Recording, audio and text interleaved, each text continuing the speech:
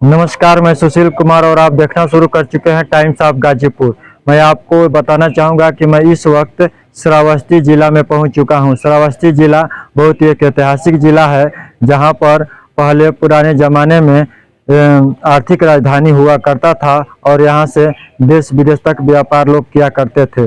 इसी क्षेत्र के अनाथ पिंडक नाम का एक बहुत ही बड़ा व्यापारी हुआ करता था।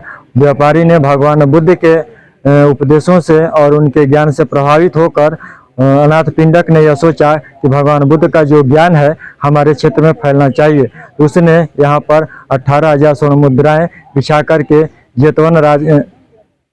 जेत राजकुमार से यह जेतवन खरीद लिया है और खरीदने के बाद यहाँ पूरा सोना बिछा दिया था इस बुद्ध विहार को खरीदने के लिए। मैं आपको बता दूं कि जो यहाँ पर जो भाई लोग पीछे सेल्फी ले रहे हैं, फोटो खींच रहे हैं, यही भगवान बुद्ध के रहने का जो स्थान है, इस स्थान को गंधकुटी विहार कहा जाता है। इसलिए जब भगवान बुद्ध यहाँ ठहरते थे और रात्रि विश्राम करते थे तो लोग मिलने के लिए आते थे, तो यहाँ पर कुछ न कुछ गंध पदार्थ, सुगंधित पदार्थें रखा करते थे। इसलिए सुगंधित पदार्थ को रखने की वजह से इस स्थान का नाम गंधकुटी विहार है।